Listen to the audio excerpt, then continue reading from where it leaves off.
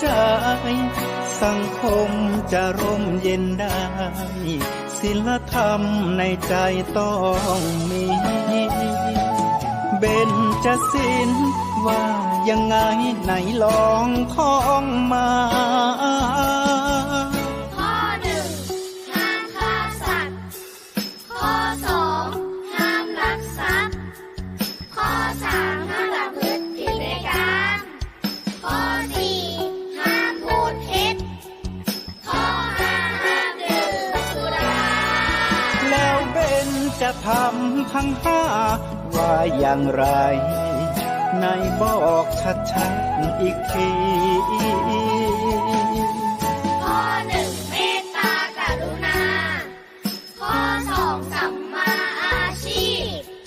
ข้อสามกามสังวรข้อสี่ต้องมีสัจจะข้อห้าสติสัมปชัญญะศีลห้าข้อทำห้าข้อทำใจทำได้สักข้อหรือยังมีศีลสุขล้ำมีธรรมสุขใจวอนพี่น้องไทย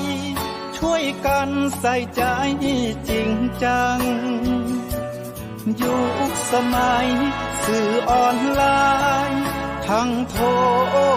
โจมตีใจเราทุกทางมีศีลมีธรรมเคียงข้างชีวิตพบทางสุขใจ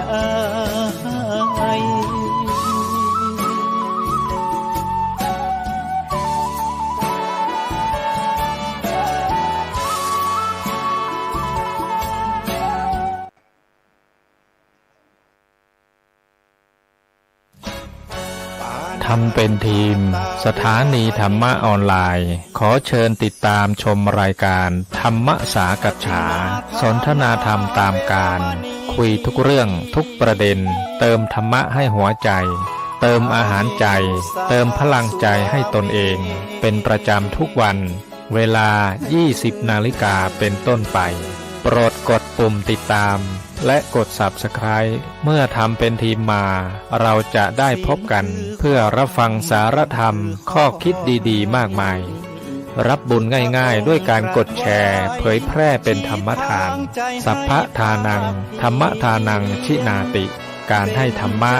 ย่อมชนะการให้ทั้งปวง1แชร์1บุญมีค่าเท่ากับเผยแผ่ธรรมะให้กว้างไกลแชร์ไปมากยิ่งได้บุญมากเป็นการเปิดโอกาสให้คนได้รับฟังธรรมพบปัญญามีความสุขพ้นจากทุกข์ด้วยการฟังธรรมะมาทวงคำมันหมู่บ้านศีลห้าถือเป็นพันธะปานะหวานเจี๊ยบโรคเพียบนะครับ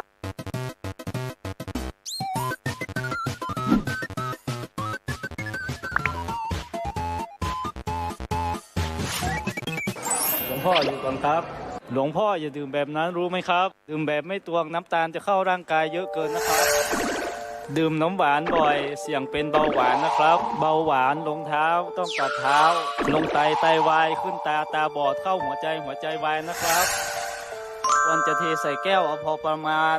หรือตามที่เขากำหนดจะได้ลดปริมาณน้ำตาลที่จะเข้าสู่ร่างกาย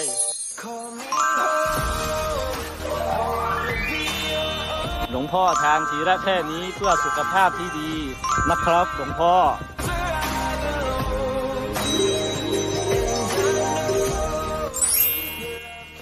โภชนาดีชีวิตยั่งยืนนะครับ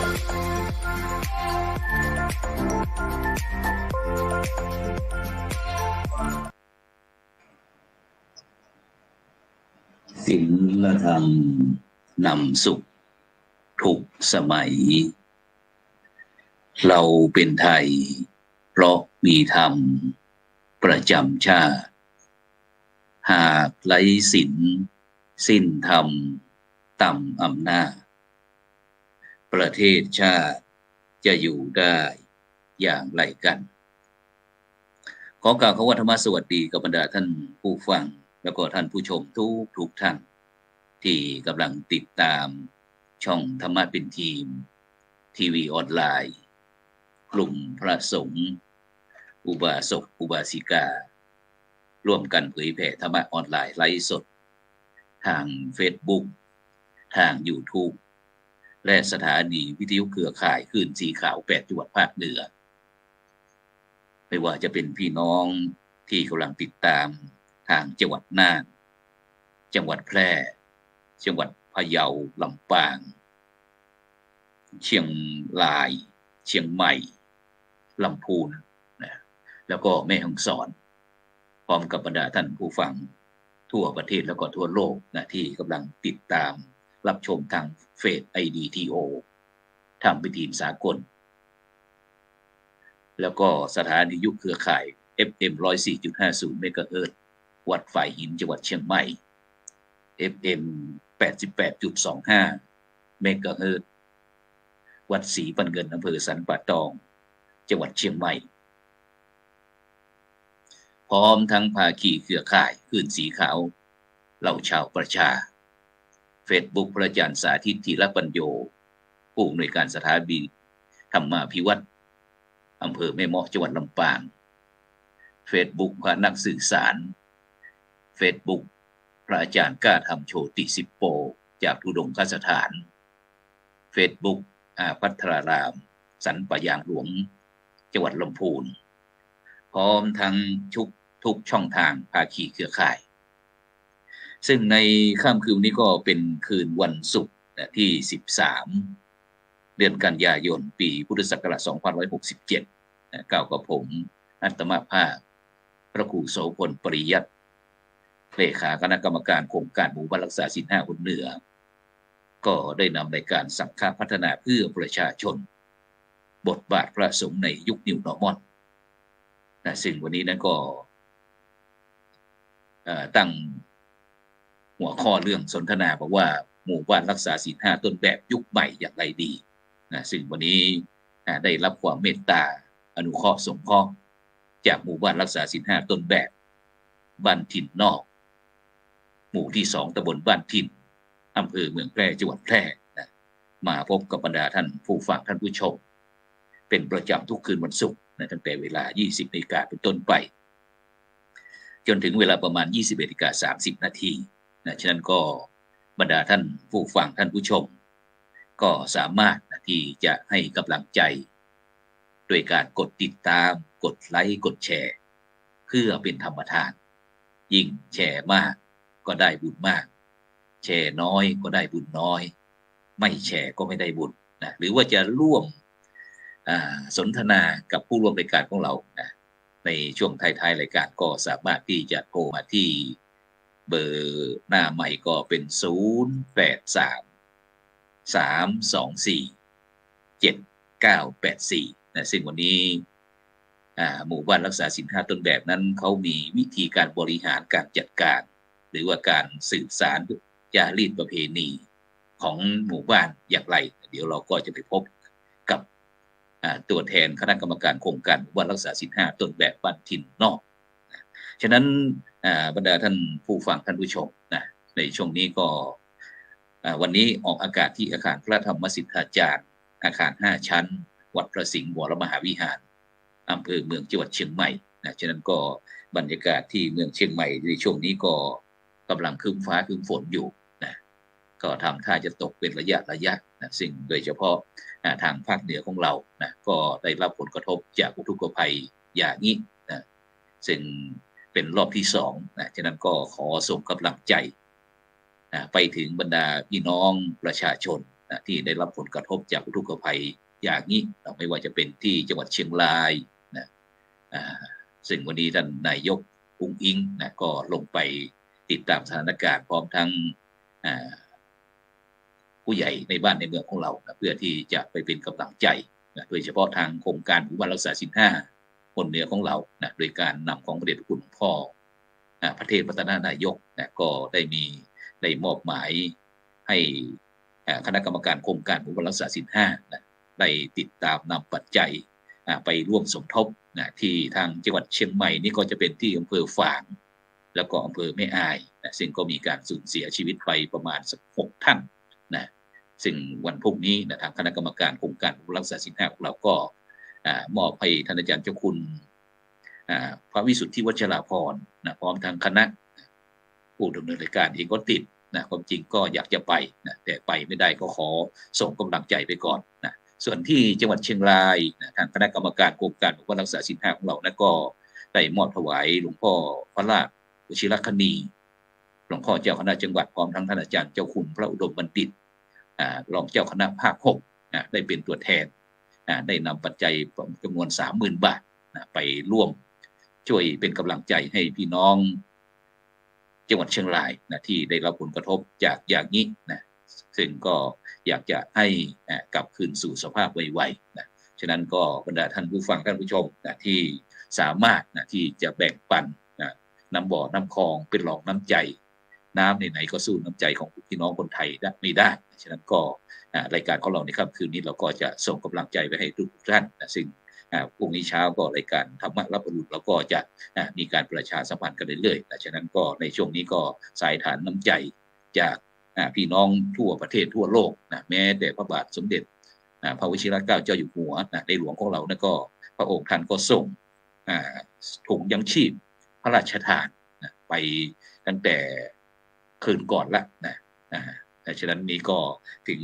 บ่งบอกถึงเรื่องความหวังหาอะไรความปรารถนาดีต่อพี่น้องประชาชนคนไทยทุกหมู่เหล่าไม่แยกชั้นวรรณะไม่ว่าจะเป็นศาสนาไหนก็ตามถือว่าเป็นเพื่อนร่วมโลกฉะนั้นวันนี้เราจะมาพบกับหมู่บ้านรักษาศีล 5ต้นแบบว่าเขามีอะไรดีเขาถึงได้รับการคัดเลือกให้เป็นหมู่บ้านรักษาศีล 5ต้นแบบระดับจังหวัดนะครับฉะนั้นเราจะไปที่จังหวัดแพร่ไปที่วัดบ้านถิ่นนอกตำบลบ้านถิ่นอำเภอเมืองแพร่จังหวัดแพร่นะครับฉะนั้นก็นมัสการอาจารย์พระครูภาวนาเจติยานุกิจนะครับนมัสการและขอเจริญพรคณะกรรมการทุกท่านฉะนั้นไปเลยครับไปที่รูปแรกก็แล้วกันครับ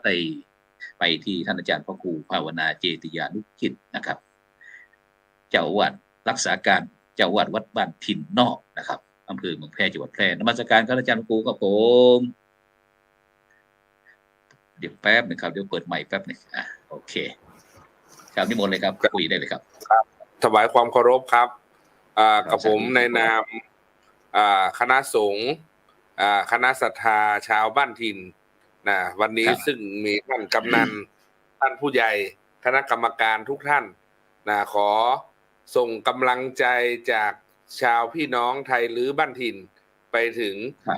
ชาวเมืองจังหวัดเชียงรายนะครับที่ได้รับผลกระทบน้ำท่วมให้กำลังใจถวายกำลังใจนะครับครับผมถวายกำลังใจแก่พี่น้องชาวจังหวัดเชียงรายครับขอให้มีกำลังใจในการต่อสู้ให้พ้นภัยพิบัติไปด้วยดีครับครับทั้งลูกพระลูกเนรด้วยครับเพราะว่าตอนนี้ก็ออกรับอาหารบิณฑบาตไม่ได้ครับก็ต้องอาศัยอาหารที่ทางโรงทานพระราชทานบ้างโรงทานที่ทางคณะสงฆ์จังหวัดเชียงรายบ้างนะครับหรือว่าหน่วยงานทั้งภาครัฐภาคเอกชนต่างๆครับได้ทำไปถวายนะครับฉะนั้นก็ท่านอาจารย์พระครูภาวนาเจติยานุกิจนะครับเจ้าวาดวัดบ้านถิ่นนอกนะครับได้ส่งกำลังใจไปให้นะครับไปที่ท่านต่อไปเลยครับได้แนะนำตัวเลยครับผมไปที่พ่อกำนันก่อนก็ได้ครับไหว้สาพระอาจารย์นะครับแล้วก็ท่านผู้ฟังนะครับผู้ชมที่อยู่ทางบ้านนะครับผมนายภัสกรมอกกรองนะครับกำนันตำบลถิ่นนะครับก็คือว่าตำบลถิ่นนะครับก็เป็นตำบลนะครับที่ได้รับเกียรติเป็นอย่างยิ่งนะครับที่ได้ร่วมโครงการหมู่บ้านรักษาศีล 5ในครั้งนี้นะครับก็หมู่บ้านรักษาศีล 5นะครับก็คือเป็นหมู่บ้านนะครับนำร่องแต่การจะดำเนินการหมู่บ้านรักษาศีล 5ได้นะครับเราจะทำยังไงนะครับคำว่าบวรนะครับบ้านราชการนะครับเราต้องทำงานร่วมกัน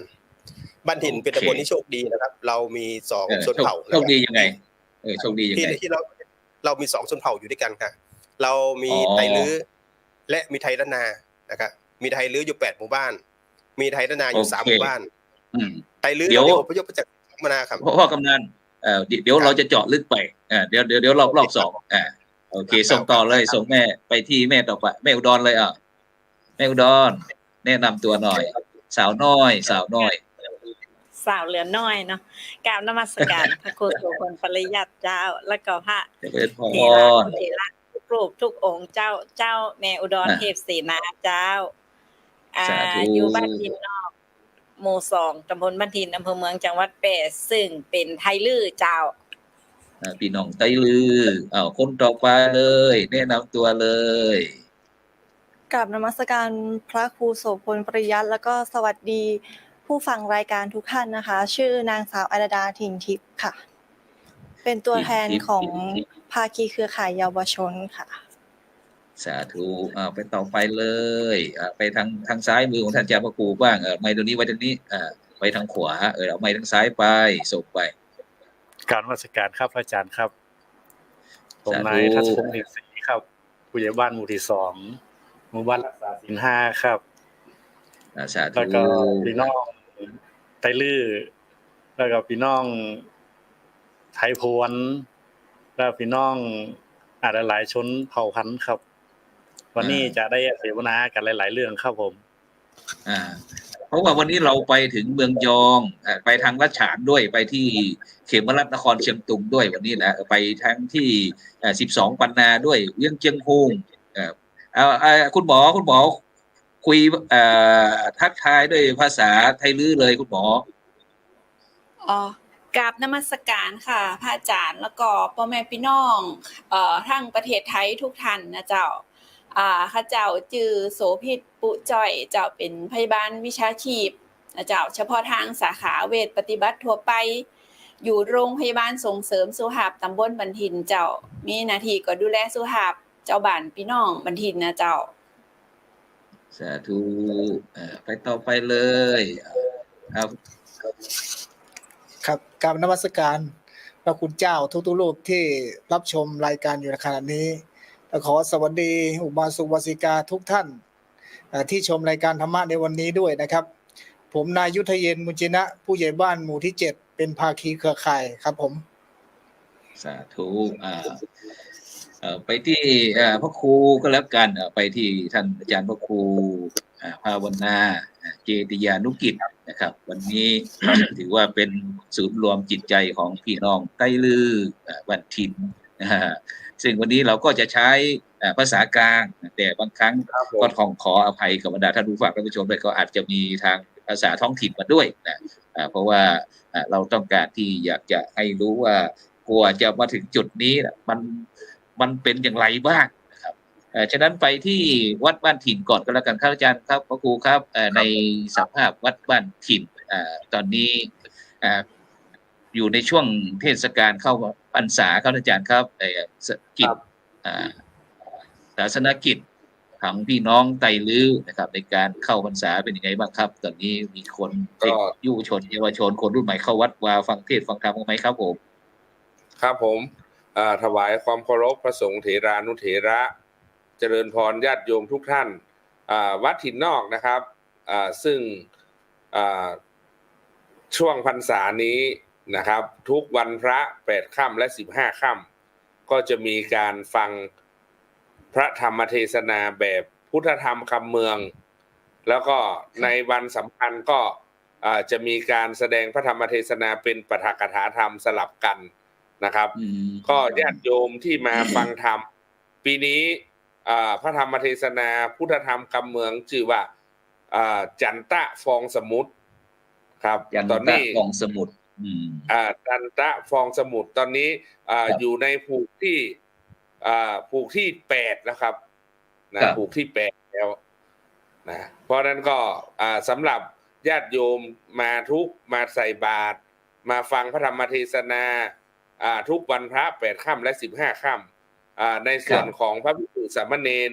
ที่วัดนี้ก็จำพรรษาปีนี้2567พระ5รูปสามเณร8รูปครับอาจารย์ครับครับซึ่งอีกไม่กี่วันครับก็จะตอนนี้เราช่วงเทศเข้าพรรษาเทศกาลเข้าพรรษานี่ก็เกือบจะ2เดือนนะครับวันที่17นี้แล้วก็จะ2เดือนนะครับที่เข้าพรรษามานะครับแล้วก็17ตุลาคมนะครับก็จะออกวันออกพรรษานะครับฉะนั้นก็เหลือเวลาอีก1เดือนดังนั้นไอ้จารีตประเพณีครับก่อนออกพรรษาเราก็ปกติก็คือจะมี เรื่องประเพณีตาล12เปงตาลก๋วยสลากแล้วก็มีกฐินอะไรอย่างนี้ครับเป็นไงบ้างครับปีนี้ที่บ้านถิ่นนอกของเรามีประเพณีตาลก๋วยสลากไหมครับปีนี้ส่วนมากถ้าเป็นประเพณีไทยลื้อเนี่ยครับก็จะมีการตาลทำครับในวัน12 ปีครับตาลทำก็จะเป็นประเภทตาลทำนิปานาสูตรตาลทำมาลัยโพธิ์โลกตาลทำประจำปีเกิดประจำเดือนเกิดครับอันนี้ประเพณี12 เดือนเป็นเดือน12 เพลงเนี่ยนะครับ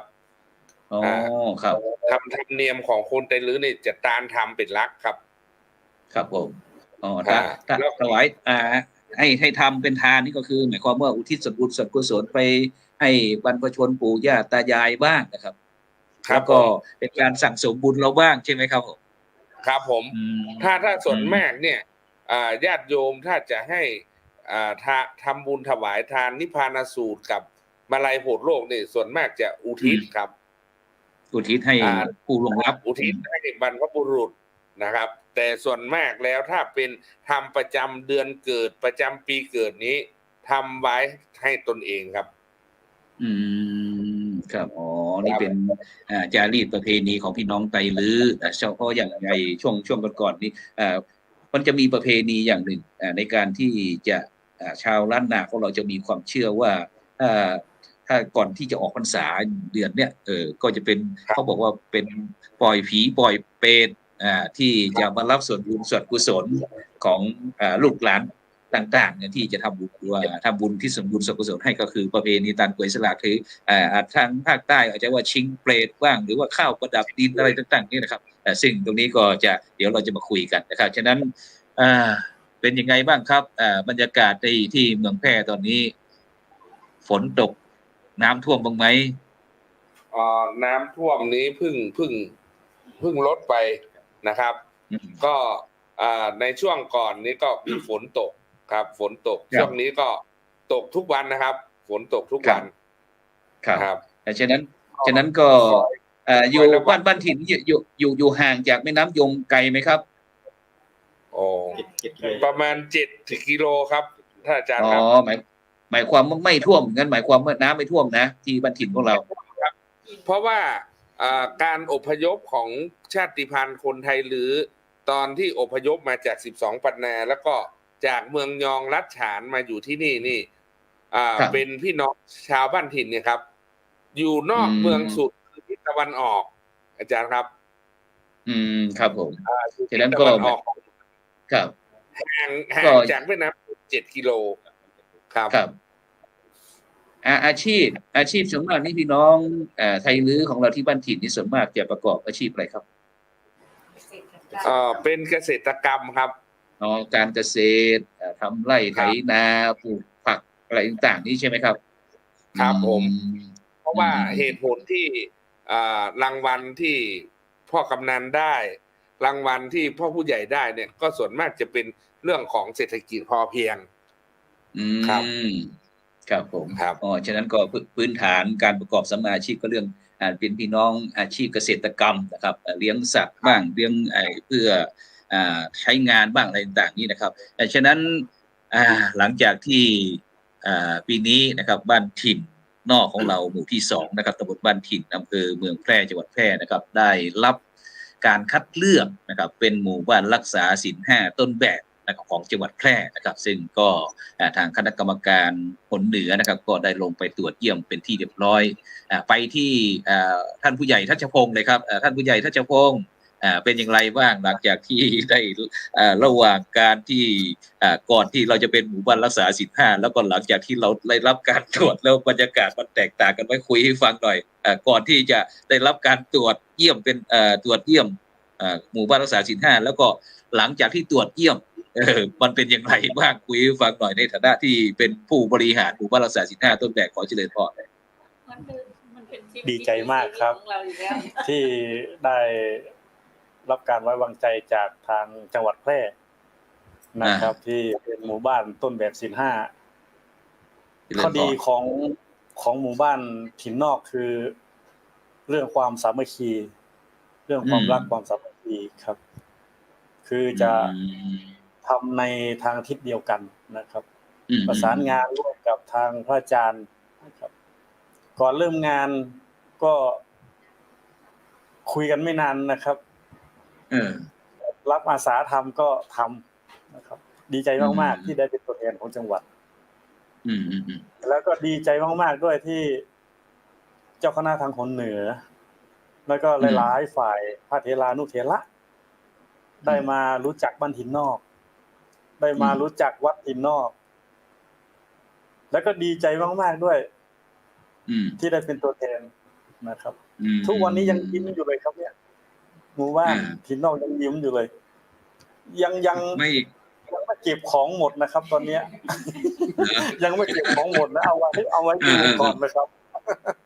นะครับมันเป็นซุ้มประตูก็จะเอาไว้ดูก่อนนะครับรอจนวันกฐินเสร็จนะครับ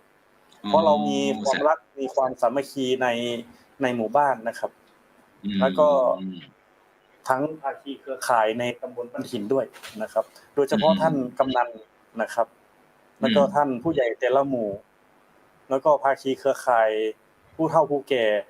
คนหนุ่มๆสาวๆนะครับจะเห็นด้วยว่าวันที่งานนะครับทุกคนจะมีการมาต้อนรับนะครับผมนี่ดีใจใหญ่เลยครับเพราะว่ามันไม่นึกเลยว่าจะมีคนเยอะขนาดนั้นนะครับภูมิใจครับได้เป็นตัวแทนโอเคสาธุงั้นเดี๋ยวเราไปที่พ่อกำนันก่อนได้ครับไปที่พ่อกำนันภาสกรหม้อกรองไม่ใช่หม้อกรองรถนะหม้อกรองพ่อกำนันเจริญพรครับอาจารย์เป็นยังไงบ้างในฐานะที่เป็นเห็นว่าเป็นประธานชมรมกำนันผู้ใหญ่บ้านตำบลบ้านจิ๋นด้วยเป็นยังไงบ้างได้เห็นในผู้ใหญ่ทัชพงศ์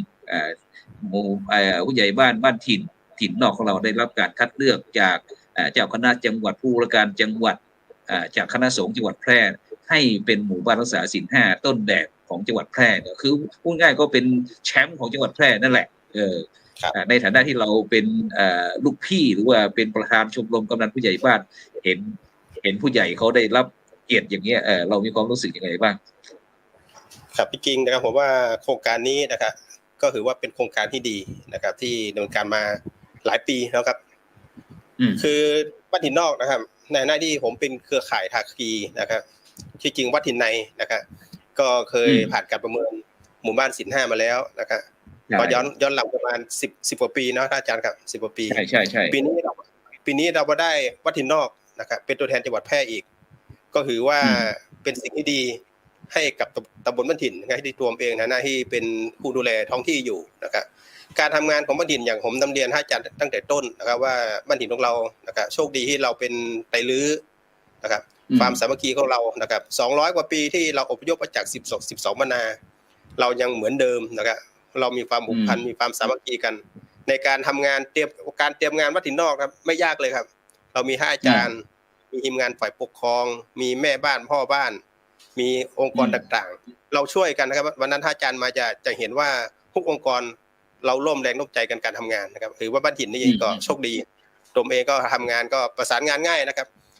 39ชีวิตของฝ่ายปกครองเนี่ยเราทุ่มเทมาทั้งหมดนะครับคือบ้านวัดโรงเรียนเนี่ย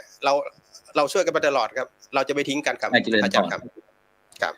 แล้วอย่างในฐานะที่พ่อกำนันเป็นประธานชมรมผู้ใหญ่บ้านกำนันของตำบลบ้านถิ่นเนี่ยอย่างมันมีกี่หมู่บ้านทั้งตำบลของเราบ้านถิ่นมี11หมู่บ้านครับ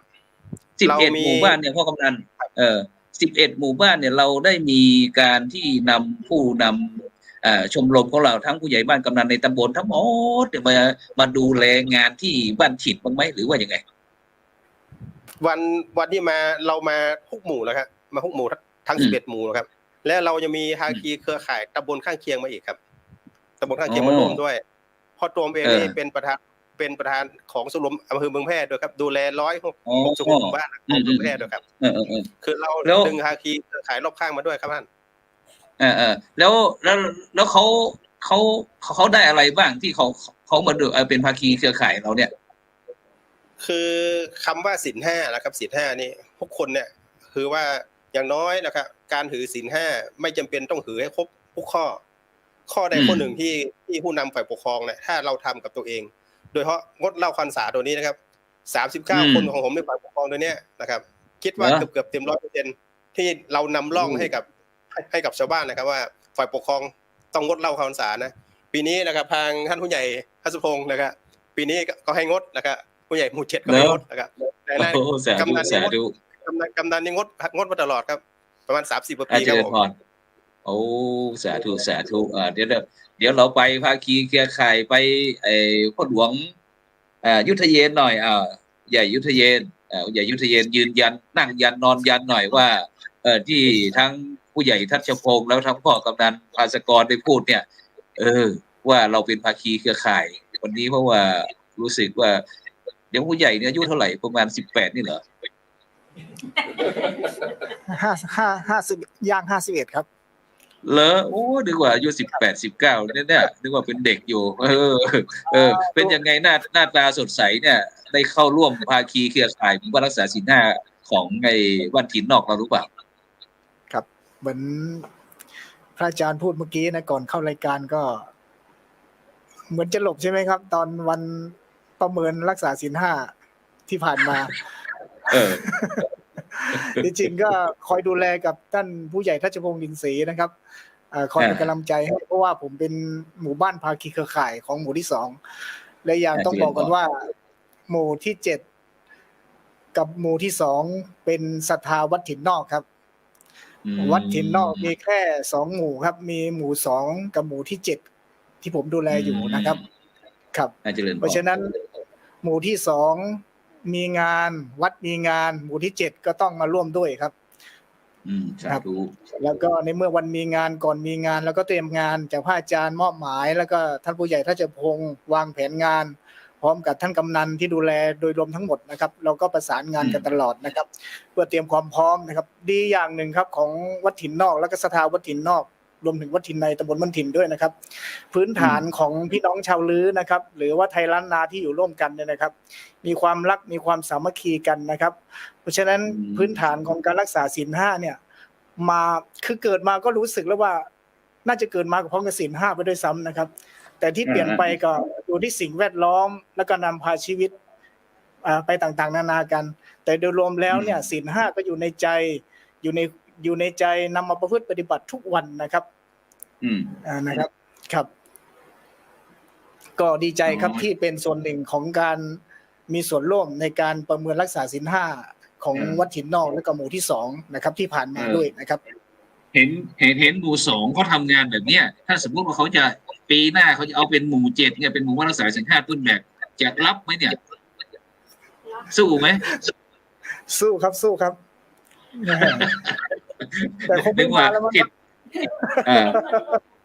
เป็นไปได้อยู่ผู้ใหญ่คือกฎของหมู่บ้านรักษาศีล5เขามีอย่างนี้คือจะไม่มีการซ้ำหมู่บ้านแต่โครงการหมู่บ้านรักษาศีล5เนี่ยเขาก็จะเน้นเกี่ยวกับเรื่องดูแลพัฒนาหมู่บ้านหมู่บ้านต่างๆนั่นแหละเพราะว่าทุกหมู่บ้านนั่นแหละในประเทศไทยจะต้องเข้าโครงการหมู่บ้านรักษาศีล5หมดตอนนี้ก็เริ่มจะเป็นโครงการ1ตำบล1หมู่บ้านซึ่งก็จะคัดทุกตำบลเข้ามาหลังจากปีต่อไปก็จะเป็นทุกหมู่บ้านฉะนั้นก็ในปัจจุบันนี้ทางโครงการรักษาศีล5แล้วก็เปิดโอกาสให้หมู่บ้านไหนที่พร้อมก่อนนะก็สมัครเข้าเป็นหมู่บ้านรักษาศีล5ต้นแบบได้เลยกรอกข้อมูลได้เลยอย่างหมู่ที่2หมู่7นี่เราก็สามารถกรอกได้เลยเป็นสมาชิกของหมู่บ้านรักษาศีล5ภายในตามแผนยุทธศาสตร์ชาติ20ปี20ปีทุกหมู่บ้านในประเทศไทยจะต้องเป็นหมู่บ้านรักษาศีล5ต้นแบบทั้งหมดเลยฉะนั้นก็ผู้ใหญ่ของเราพัสกรผู้ใหญ่ยุทธเยนก็สามารถที่จะให้ลูกๆหลานให้คณะยุวชนเยาวชนหรือว่าเด็กๆของเรากรอกข้อมูลได้เลยสมัคร Gmail หมู่บ้านหมู่2ก็ทำอย่างไรเราก็ทำแบบนั้นแหละแต่จะมาวนทางจะได้รับความไว้วางใจจากคณะสงฆ์แล้วก็ผู้ว่าการจังหวัดเมื่อไหร่นั่นก็ค่อยว่ากันอีกทีเนาะฉะนั้นเราไปที่ผู้ร่วมรายการอีกไปทางขวามือของพระอาจารย์เนาะพระอาจารย์ไปที่คุณแม่อุดรเลยวันนี้มาวันนี้แต่งตัวสวยเร็วนี่สวัสดีค่ะแม่ดีใจค่ะ ที่ ดีใจยังไง ดีใจที่วัดถิ่นนอก หมู่ที่2ตำบลบ้านถิ่นได้เป็นตัวแทน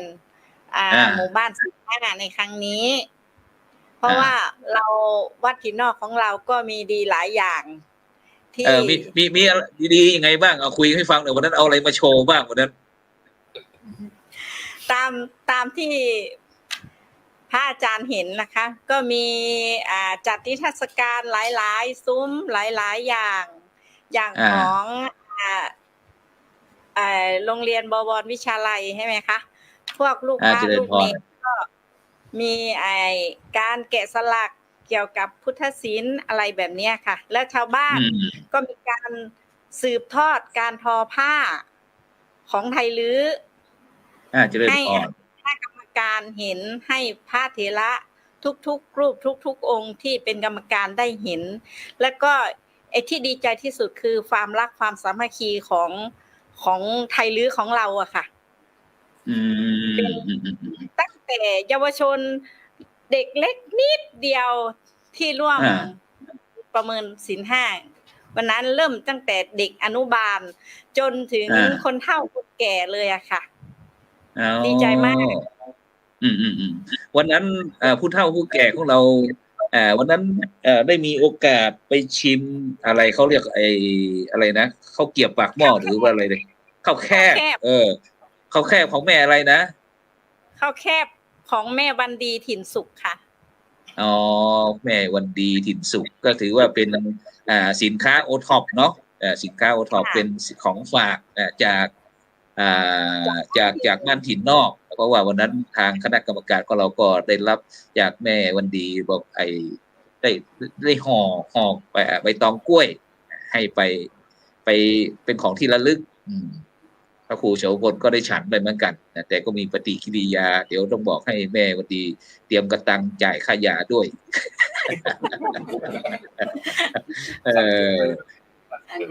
เนี่ยน่าจะเยอะไปคงจะติดใจรสชาตินั่นแหละน่าจะฉันเกินลิมิตก็เลยมีปฏิกิริยาโอเคเอาไปที่นี่หน่อยตัวแทนของคนรุ่นใหม่หน่อยเจริญพรค่ะพระอาจารย์คุยได้เลยลูกคุยได้เลยอ๋อในนามของตัวแทนเยาวชนคนรุ่นใหม่นะคะก็รู้สึกดีใจที่หมู่บ้านของเราได้รับคัดเลือกเข้าร่วมโครงการหมู่บ้านรักษาศีล 5ค่ะก็แสดงให้เห็นถึงว่าหมู่บ้านของเรามีความรักความสามัคคีความปองดองในกลุ่มค่ะทั้งบ้านวัดโรงเรียนแล้วก็หน่วยงานของท้องถิ่นค่ะก็แสดงพลังให้เห็นถึงกิจกรรมต่างๆที่เรานำมาโชว์ในวันนั้นค่ะก็แสดงให้เห็นว่าหมู่บ้านของเรามีความรักความสามัคคีกันนะคะคนรุ่นใหม่ลูกคนหนุ่มคนสาวต่างๆเนี่ยเขารู้จักไหมหมู่บ้านรักษาศีล 5หมู่บ้านรักษาศีล 5เนี่ยพวกเราในฐานะที่เป็นเจนใหม่เขาเรียกมีมองเห็นอะไรบ้างจากที่หมู่บ้านเราได้เป็นตัวแทนหมู่บ้านรักษาศีล 5คนรุ่นใหม่ของเราเนี่ยมีมองยังไงลูกคนรุ่นใหม่ของเราก็รู้จักค่ะแล้วก็สร้างให้คนรุ่นใหม่รู้สึกตระหนักถึงความสำคัญของการรักษาศีล 5ค่ะโดยการนำหลักการรักษาศีล 5มาเป็นแนวทางหลักในการประพฤติปฏิบัติตนในชีวิตประจำวันค่ะแล้วก็มีเยาวชนคนรุ่นใหม่ร่วมกิจกรรมด้วยค่ะวันนั้นหนูมาแสดงอะไรบ้างลูกในฐานะตัวแทนคนรุ่นใหม่ในโครงการหมู่บ้านรักษาศีล 5ที่คณะกรรมการมาตรวจเยี่ยมวันนั้นเราทำหน้าที่อะไรบ้างวันนั้นหนูมีมอบกรรไกรที่ว่าตัดริบบิ้นโครงการนิทรรศการหมู่บ้านศีล 5ค่ะแล้วก็มาช่วยที่เขาขายถุงผ้าทอข้างล่างค่ะหมายความว่าถ้าไม่มีหนูยืนกรรไกรวันนั้นงานไม่เสร็จแน่นอนเลยใช่ไหม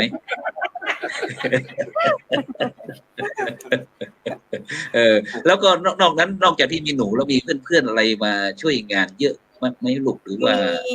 มีทั้งเด็กตั้งแต่เด็กเล็กเลยค่ะที่มาแสดง มาแสดงฟ้อนรำแล้วก็มีกลุ่มนักเรียนระดับประถมมัธยมที่เขามาโชว์นิทรรศการต่างๆที่จัดขึ้นค่ะฟ้อนรำฟ้อนอะไรลูกเป็นของศิลปะแบบการแสดงของไทยลื้อนี่หรือว่ายังไงหรือว่าเป็นทั่วไปฟ้อนศีลห้าค่ะเป็นการประยุกต์ค่ะอ๋อเป็นการฟ้อนประยุกต์ศีลห้านะครับค่ะโอเคอ้าวไปที่พระคุณเจ้าก็แล้วกันในฐานะที่เป็นหัวใจสำคัญในการรับเป็นเจ้าภาพหมู่บ้านรักษาศีลห้าหายเหนื่อยยังอาจารย์พระครูก็ไม่มีวันเหนื่อยครับ อาจารย์ครับเพราะว่าถวายกิจกรรมแด่ถวายหัวถวายใจแด่พระพุทธศาสนาครับแล้วอีกอย่างหนึ่งก้าวกับผมเป็นศิษย์ในพระเดชพระคุณหลวงปู่เจ้าประคุณสมเด็จพระมหาราชมังคลาจารย์หลวงปู่ช่วงวัดปากน้ำรูปอยู่ข้างหลังผมนะครับแล้วก็เป็นลูกศิษย์ในพระเดชพระคุณหลวงปู่พระพรหมมงคลหลวงปู่ทองสิริมังคละมหาเถระวัดจอมทองเพราะฉะนั้นกิจกรรมทั้งหลายที่มวลเก้ากับผมทำนี้ผมได้บอกกับคณะศรัทธาญาติโยมท่านผู้นำอุบาสกอุบาสิกาบอกว่าการทำหมู่บ้านศีลห้าของบ้านถิ่นของเราเนี่ยเราจะไม่แข่งขันเพื่ออยากได้รางวัลแต่เราทำถวายเป็นพุทธบูชาธรรมบูชาสังฆบูชาถวายเป็นอาจาริยบูชาแด่ครูบาอาจารย์เพราะฉะนั้นวันนั้นผมจึงจัดให้มีพิธีทักษิณานุปทานทอดผ้าสกุลอุทิศถวายหลวงปู่เจ้าประคุณสมเด็จนะครับเพราะฉะนั้นผมถือว่าชีวิตของก้าวกับผมที่ได้มานั่งอยู่ที่นี่อยู่ใน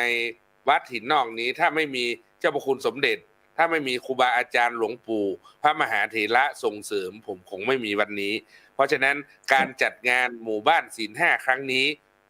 ยกถวายแด่พระพุทธเจ้าพระธรรมพระสงฆ์ครับครับผมครับซึ่งท่านอาจารย์พระครูภาวนาธรรมานุกิจนะครับท่านอาจารย์ได้พูดบอกว่าพระเดชพระคุณหลวงพ่อสมเด็จพระมหาราชมังคลาจารย์ช่วงปุญญมหาเถระนะครับซึ่งเป็นองค์ดำรินะครับโครงการหมู่บ้านรักษาศีลห้าตรงนี้นะครับแล้วก็พระเดชพระคุณหลวงปู่นะครับพระพรหมมงคลหลวงปู่ทองสิริมังคโลนี่ก็เป็นประธานปฐมนะครับองค์ประธานหมู่บ้านรักษาศีลห้าหนเหนือรูปแรกเช่นเดียวกันครับฉะนั้นก็ท่านอาจารย์ก็บอกว่าทำถวายแก่บุรพาจารย์นะครับฉะนั้นอาจารย์ครับอย่างโดยเฉพาะวิถีชีวิตของพี่น้องไทยลื้อนะครับซึ่งเมื่อก่อนนะผมได้เคยมีโอกาสได้ยิน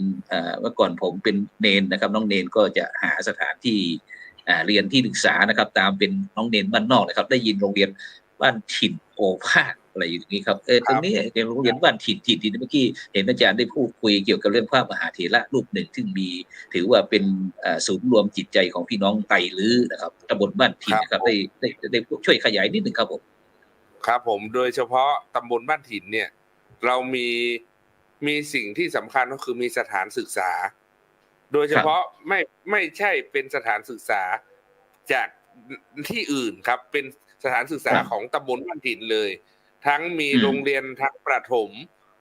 โรงเรียนประถมชื่อว่าโรงเรียนบ้านถิ่นวิทยาคารแล้วก็มีโรงเรียนมัธยมซึ่งเป็นโรงเรียนมัธยมแห่งแรกของจังหวัดเลยครับซึ่งการก่อสร้างการได้มาซึ่งโรงเรียนการบุกเบิกนั้นพระมหาเถระรูปนี้ชื่อว่าพระเดชพระคุณหลวงปู่พระโอภาสพุทธิคุณนะครับหรือหลวงปู่คำล่าเนี่ยนะครับเป็นที่เคารพนับถือของชุมชนรวมถึงชาวบ้านญาติโยมเพราะว่าท่านเป็นรองเจ้าถ้าเป็นสมัยนั้นก็คือถ้าเป็นสมัยปัจจุบันนั่นก็คือเป็นรองเจ้าคณะจังหวัดฝ่ายสาธารณูปการครับอาจารย์ครับครับผมครับครับฉะนั้นก็เป็นเลือดเนื้อเชื้อไขของพี่น้องไทยลื้อนะครับเป็นไทยลื้อนะครับหลวงพ่อเจ้าคุณนะครับน่าจะเป็นประมาณสักยุคสักถึงประมาณยุคไหนครับประมาณสักพ.ศ.อะไรเอ่ยที่หลวงปู่ท่านมรณะปี09ครับ โอ้09พ่อครูโสพลเกิดพอดีเลย09เกือบ60 ปีครับผม มรณะปี09เพราะว่ากับผมเนี่ยเป็นสัตธิวิหาริกเป็นอันเตวาสิกของหลวงปู่พระมหาโพธิวงศาจารย์หลวงปู่สุจีเนี่ยเล่าให้เก้ากับผมฟังว่าหลวงปู่พระอุบาลีคุณูปมาจารย์ฟูอัตตศิวะมหาเถระเป็นเพื่อนเรียนหนังสืออดีตเจ้าอาวาสวัดพระสิงห์วัดพระสิงห์ครับอดีตเจ้าอาวาสวัดพระสิงห์ครับหลวงปู่ฟูเนี่ยเป็นเพื่อนกับหลวงปู่คำล่าคือหลวงปู่เจ้าคุณโอภาสนี่ครับครับผมครับเพราะนั้นจึงเป็นพระมหาเถระที่ทำคุณูปการต่อคณะสงฆ์จังหวัดรวมถึงศรัทธาญาติโยมชาวจังหวัดแพร่โดยเฉพาะเหรียญรุ่นที่1ครับอันนี้เหรียญสุดครับเหรียญหายากมากครับเดี๋ยวพระครูโสพลไปก็ต้องถวายนะพ่อกำนันนะเดี๋ยวหลวงพ่อเจ้าคุณโอภาสฉะนั้นก็หมายความว่าร่วมสมัยกับพระเดชพระคุณหลวงปู่พระอุบาลีคุณอุปมาจารย์ฟูอัตตศิโวนะอดีตเจ้าอาวาสวัดพระสิงห์วรมหาวิหารอดีตเจ้าคณะจังหวัดแพร่ที่ได้รับพระราชทานแต่งตั้งดำรงตำแหน่งที่เจ้าอาวาส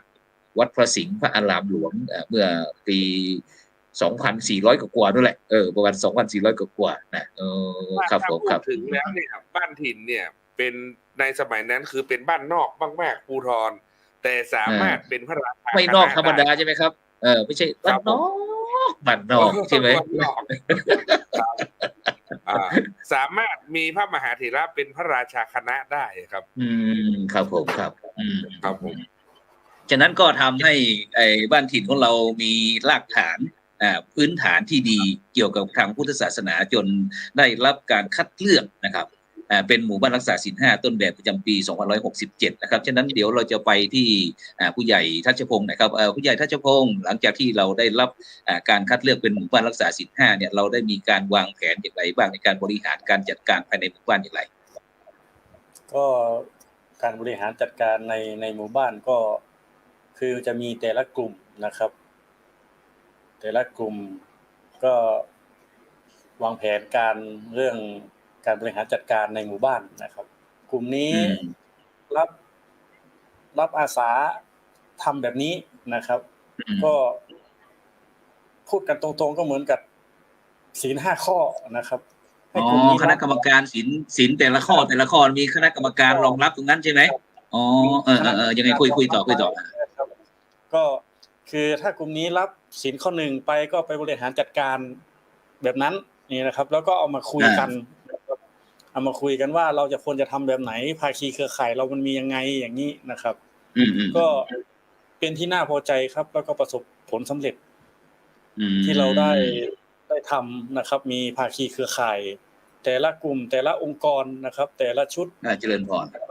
มันมีเครือข่ายอยู่มันมีกระบวนการอยู่ในหมู่บ้านนะครับแล้วโดยเฉพาะเรื่องที่ทำให้หมู่บ้านเราสามารถที่ลืมตาอ้าปากได้ก็คือเรื่องโครงการเรื่องประกาศการประกอบสัมมาอาชีพหรือว่าเศรษฐกิจพอเพียงเนี้ยเรามีโครงการอะไรบ้างในหมู่บ้านเราดีใจด้วยครับเพราะว่าหมู่บ้านถิ่นนอกหมู่ที่2ได้รับรางวัลเกี่ยวกับหมู่บ้านเศรษฐกิจพอเพียงนะครับคือเป็นหมู่บ้านต้นแบบเศรษฐกิจพอเพียงนะครับมีเศรษฐกิจพอเพียงนี่หมายถึงอะไรช่วยขยายนิดนึงว่าเราได้ทำกิจกรรมอะไรบ้างอย่างเงี้ยเราทำกิจกรรมเครือข่ายร่วมกับภาคีแต่ละหมู่บ้านนะครับแต่ความโดดเด่นของหมู่ที่2ก็คือ1พูดตรงๆผมเป็นผู้ใหญ่ก็นำร่องก่อนนะครับนำร่องก่อนมีสวนเป็นศูนย์เรียนรู้นะครับศูนย์เรียนรู้เกี่ยวกับการเกษตรเกี่ยวกับการทำสวนเลี้ยงปลาทำสวนอะไรประมาณนี้นะครับแล้วก็ต่อยอดจนถึงในหมู่บ้านนะครับก็คนในหมู่บ้านคนในชุมชนเห็นแล้วปุ๊บก็เอาไปต่อยอดทำนะครับคือพูดง่ายๆก็ทำกินก่อนนะครับทำกินก่อนแล้วก็หมายความว่าเรื่องปากเรื่องท้อง พอ ทำกินแล้วก็ที่เหลือจากกินก็เอาไปขายใช่ไหม กินก็เอาไปขายนี่นะครับ ก็เห็นให้ชาวบ้านให้ชุมชนได้รู้นะครับ ว่าทำแบบนี้มันดีไหมอย่างเงี้ย จนทุกวันนี้ก็ทำตามกันนะครับ มีเครือข่ายในหมู่บ้าน จนได้รับรางวัลรองชนะเลิศอันดับ1ครับของจังหวัดแพร่ โอ้อาหารการกินเรื่องปากเป็นท้องสมบูรณ์แล้วงั้นเดี๋ยวเราไปดูไปที่คุณหมอหน่อยคุณหมอโสภิตหน่อยว่าเรื่องสุขภาพของพี่น้องบ้านถิ่นนอกของเราเนี่ยเป็นอย่างไรบ้างมีปัญหาเรื่องสุขภาพอะไรบ้างไหมเพราะว่ากว่าที่จะได้รับคัดเลือกเป็นหมู่บ้านรักษาศีล5ต้นแบบมันต้องมีความพร้อมนะทั้งภายในและก็ภายนอกเดี๋ยวนี้เราถามภายนอกก่อนว่าเรื่องสุขภาพกายของพี่น้องบ้านถิ่นเนี่ยเป็นอะไรบ้างขอเจริญพรเรื่องสุขภาพของชาวบ้านตำบลบ้านถิ่นจะมีปัญหาหรือคือโรคเรื้อรังไม่ติดต่อไงคะโรคไม่ติดต่อเรื้อรังพระอาจารย์ก็จะเป็นความดันโลหิตสูงเบาหวานอย่างเงี้ยค่ะแล้วก็จะทำให้พอเกิดโรคพวกนี้ก็จะระยะต่อมาก็จะกลายเป็นหลอดเลือดสมองโรคหัวใจอย่างเงี้ยค่ะพระอาจารย์ก็จะตามมาเพราะฉะนั้นก็เลยปัญหาสุขภาพที่ณเวลานี้ด้วยความที่ตำบลบ้านถิ่นมีข้อดีอย่างหนึ่งคือบรรพบุรุษอายุยืนค่ะพออายุยืนปุ๊บก็คือจะมีปัญหาคือโรคความดันและเบาหวานส่วนใหญ่ถ้าอายุ65ขึ้นส่วนใหญ่เขาก็จะมีแนวโน้มที่จะเป็นโรคกลุ่มนี้ค่ะพระอาจารย์แล้วถามว่าในบทบาทของคนที่เป็นกรรมการนะคะกรรมการหมู่บ้านศีล5ซึ่งที่ตัวเองเป็นกรรมการอยู่ก็คือหลักๆคือตัวเองก็ต้องทำตัวเป็นต้นแบบเนี้ยค่ะพระอาจารย์พอตัวเองเป็นต้นค่ะต้องรักษาศีล5ให้ครบบุคลากรที่อยู่ภายใต้บังคับบัญชาก็ไม่ดื่มสุราค่ะก็ประพฤติตนในกรอบศีล5แล้วทีนี้ความที่พอเรามีศีลนะคะเราก็กล้าแนะนำนะคะเป็นผู้นำให้ชาวบ้านในเรื่องสุขภาพได้แล้วก็ใช้เทคนิคอย่างนึงคือความที่ชาวบ้านมีศีล5ส่วนใหญ่เขาจะมีศีล5ครบค่ะพระอาจารย์ก็ทำให้เกิดเขาเรียกว่าพลังความสามัคคีเกิดสามัคคีธรรมแล้วทีนี้ก็จะมีเกิดโครงการหลายๆอย่างที่ต่อเนื่องด้วยการมีส่วนร่วมหรือใช้หลักสามัคคีธรรมที่บางที่ของตำบลบ้านถิ่นที่หลักๆของการดูแลผู้ป่วยที่เป็นระยะยาวหรือกลุ่มที่ติดบ้านติดเตียงนี่ก็ที่ชาวบ้านให้การสนับสนุนอยู่ก็คือการทำโครงการชาวบ้านถิ่นค่ะร่วมใจช่วยคลายทุกข์จากโรคภัยก็คือเขาก็จะมีการระดมทุนให้ค่ะพระอาจารย์โดยที่เราไม่ต้องไปค่ะไม่ต้องสมัยแต่ก่อนที่ตัวเองย้ายมาประมาณ12 ปีเริ่มแรกนี่เวลาจะทำอะไรต้องทอดผ้าป่าเพราะว่างบประมาณไม่พอแต่เดี๋ยวนี้คือถ้ามีจุดไหนขาดตกบกพร่องชาวบ้านก็จะระดมทุนให้อย่างล่าสุดนี่ข้อคือแม่ค้าที่ตลาดพอเห็นว่าชุดวัสดุอุปกรณ์ทำแผลที่สำหรับให้จิตอาสาตัวนี้ก็คือพลังความสามัคคีเนี่ยสามารถสร้างจิตอาสาที่การดูแลผู้ป่วยติดบ้านติดเตียงของตำบลบ้านถิ่นค่อนข้างจะมีเยอะมีทั้งหมดอยู่14ท่านค่ะพระอาจารย์ก็ช่วยระดมค่ะแล้วทีนี้ก็ถ้าวัสดุอุปกรณ์เครื่องมือแพทย์อย่างชุดอุปกรณ์ถาดทำแผลอะไรอย่างเงี้ยค่ะพระอาจารย์ก็จะใช้งบประมาณบางส่วนที่ชาวบ้านบริจาคมาเครื่องผลิตออกซิเจนบ้างอะไรอย่างเงี้ยค่ะเตียงอะไรอย่างเงี้ยค่ะก็ค่อนข้างจะมีใช้ค่ะก็ในส่วนอื่นที่ใช้พลังความสามัคคีในการดูแลกลุ่มที่เป็นกลุ่มเขาเรียกว่ากลุ่มโรคไม่ติดต่อเรื้อรังหรือความดันเบาหวานเนี่ยค่ะพระอาจารย์ตอนนี้ก็ลักษณะของการทำงานนะคะก็จะอาศัยแกนนำของพี่น้องอสม.นะคะจะมีแท็กทีมสามัคคีลงทีละหมู่ที่ลงลึกเลยนะคะหมู่ที่2เพิ่งผ่านไปก่อนที่จะมีการประเมินศีล5นี่ค่ะพระอาจารย์ก็จะเอาทั้งกลุ่มป่วยกลุ่มเสี่ยงนะคะมาเข้าคอร์สทีนี้ลักษณะของการเข้าคอร์สก็จะมีการโหวตว่าเขาเลือกปฏิบัติยังไงในกลุ่มที่มาอบรมกันเนี่ยค่ะเขาก็ลักษณะเขาก็โหวตก็จะเป็นก็ยังจะมีความเป็นสามัคคีธรรมแล้วก็เลือกศีล5เขาจะเลือกเทคนิคของตอนนี้ที่ไม่ทำได้สะดวกคือการทำสมาธิบำบัด แบบ SKT ค่ะ เจริ ข ญ อง พร ของหมู่ที่2นี่เขาจะเลือกเทคนิคที่1กับเทคนิคที่2เพื่อช่วยลดความดันโลหิตแล้วก็ชดระดับน้ำตาลแล้วก็เป็นการออกกำลังกายไปได้ในตัวแล้วก็ประหยัดอย่างเงี้ยค่ะพระอาจารย์แล้วก็เราก็จะมีการติดตามค่ะก็ ขอแทรกคุณหมอนิดหนึ่งคุณหมอเมื่อกี้ได้เห็นบอกว่าสมาธิเรื่องสมาธิที่ช่วยเรื่องความดันมีวิธีการยังไงคุณหมอมีพระอาจารย์หรือว่ามีผู้ชำนาญการของเราได้มา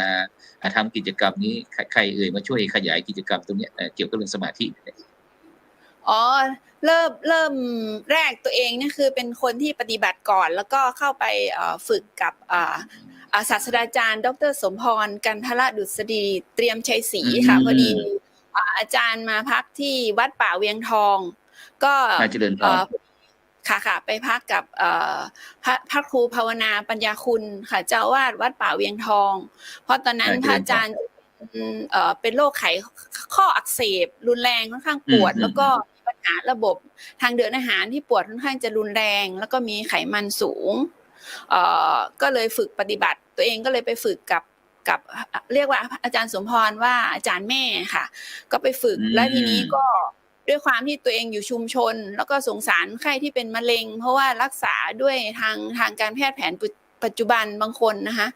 ก็ยังไม่หายแล้วก็จะมีกลุ่มที่ป่วยหลายท่านก็ใส่รถไปค่ะรถตัวเองก็จะเป็นรถกระบะพาไปฝึกก่อนพอมาฝึกระยะหนึ่งเขาก็มาปฏิบัติแล้วกลุ่มนี้ก็มาเป็นแกนนำให้ส่วนหนึ่งตอนนี้ก็แท็กทีมเป็นชมรมรักสุขภาพพอเป็นชมรมรักสุขภาพก็จะมีการทำ SKT ที่บ้านแล้วก็จะพาออกกำลังกายรูปแบบของการฟ้อนรำพื้นบ้านประยุกต์เขาก็จะชอบรำแบบฟ้อนลื้อพระอาจารย์คือลักษณะฝึกลูกมาจาก12ปันนาเพราะว่าลักษณะแล้วก็มาประยุกต์กับวิทยาศาสตร์ของการกีฬาแล้วเราก็ดูในเรื่องของสุขภาพก็จัดแบบโครงสร้างกระดูกเพราะคนที่มาออกกำลังเขาจะมีปัญหาก็คือเป็นแม่บ้านจะมีปัญหาคือชานิ้วล็อกอย่างเงี้ยค่ะอาจารย์แล้วบางคนก็เป็นเบาหวานความดันไขมันค่ะแล้วก็ติดตามการออกกำลังกายแบบรูปแบบนี้แทนการแอโรบิกแบบสมัยใหม่เพราะว่าเขามีปัญหาคือเป็นคนที่อายุ40กว่าส่วนใหญ่จะ40กว่าแล้วมีปัญหาปวดเข่าลักษณะของการใช้ท่าลื้อมันจะรักษาเรื่องเข่าแล้วก็จัดโครงสร้างหลังถ้ากระดูกสันหลังเราตรงมันจะทำให้สามารถลดความดันโลหิตแล้วก็ลดระดับน้ำตาลได้ดีเพราะว่าระบบประสาทอัตโนมัติที่ควบคุมร่างกายในส่วนนี้มันอยู่ตรงกระดูกไขสันหลังอย่างเงี้ยค่ะพระอาจารย์ถ้าหลังตรงขึ้นมันก็จะดีเนี่ยค่ะสาธุฉะนั้นก็หมายความว่านอกจากที่เราจะดูแลเรื่องสุขภาพทั่วไปแล้วก็ผู้สูงอายุหรือว่าชมรมเราก็จะต้องมีการออกกำลังกายด้วยใช่ไหมทั้งแอโรบิกบ้างทั้งจิตตภาวนาสมาธิอะไรบ้างต่างๆนี่สิ่งถือว่าครบถ้วนบริบูรณ์ที่เกี่ยวกับเรื่องการดูแลรักษาสุขภาพทั้งภายในแล้วก็ภายนอกฉะนั้นเดี๋ยวเราไปที่ท่านผู้ใหญ่ยุทธเยนเนาะยุทธเยนมูลจินะหน่อยไปที่บ้านหมู่7หมู่7เป็นยังไงบ้างได้ยินอย่างนี้แล้วมีปัญหาอะไรบ้างไหมเกี่ยวกับเรื่องสุขภาพเพราะเห็นหมู่บ้านรักษาศีล5ต้นแบบหมู่2ของเราทำเนี่ยโอ้ต้องยอมรับว่าอินเตอร์นะผู้ใหญ่ยุทธเยนหมู่7เราเป็นไงบ้างครับสำหรับหมู่7นะครับก็หลังจากที่ได้รับ